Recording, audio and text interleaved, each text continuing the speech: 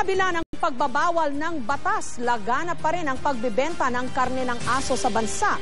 At ayon sa mga otoridad, mahirap pigilin ito dahil sadyang may mga parokyano ang karne ng aso. Nakatutok si Victoria Tulad. Mabubuhay pa yan. Taon-taon umaabot daw sa 35,000 ang bilang ng mga asong pinapatay para ibenta ang kanilang laman. Ayon sa Animal Kingdom Foundation Incorporated, patuloy pang lumalala ang dog meat trade sa bansa. Bilang bahagi ng paggunita sa Animal Welfare Week, nagtipon-tipon ng iba't ibang non-government organization at ahensya ng pamahalaan para pag-usapan kung paano masusolusyonan ang problema. Karaniwang nanggagaling daw sa Cavite, Laguna at Quezon Province ang mga ibinebentang aso. Ang destinasyon, Baguio. They collect kasi yung dogs, no? And then tinatago nila yan sa mga falsehoods. Ngayon nga, pag minsan na enclosed vans. So hindi mo kasi pwedeng i-flag down. Lumalaki dahil yung mga dating dog traders na ipapass on yung negosyo sa iba o sa mga sumusunod na mga kamag-anak.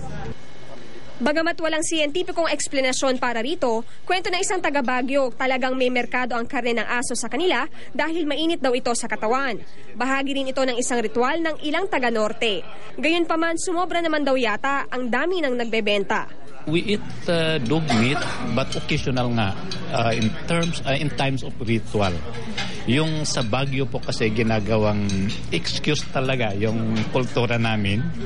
Ayon sa Department of Interior and Local Government, sadyang mahirap pigilin ang bentahan ng karne ng aso, lalo't marami ang naghahanap nito.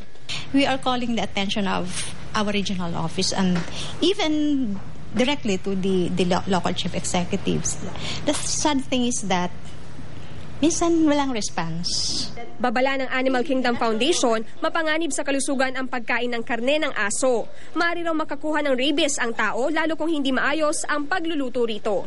Makipagtulungan daw sana ang mga lokal na pamahalaan para mahuli ang mga nagbebenta ng aso. Bagaman patuloy ang kanilang operasyon para mahuli ang dog meat traders, hindi raw ito sapat. Sa bisa ng anti-rabies law, ang mga mahuhuli ay pagmumultahin ng 5,000 piso kada aso at maaaring makulong ng 1 hanggang 4 na taon. Sa Batangas, bumaba raw ng 70% ang dog meat trade dahil pinaigting ang checkpoints. Victoria Tulad, Nakatutok, 24 Oras.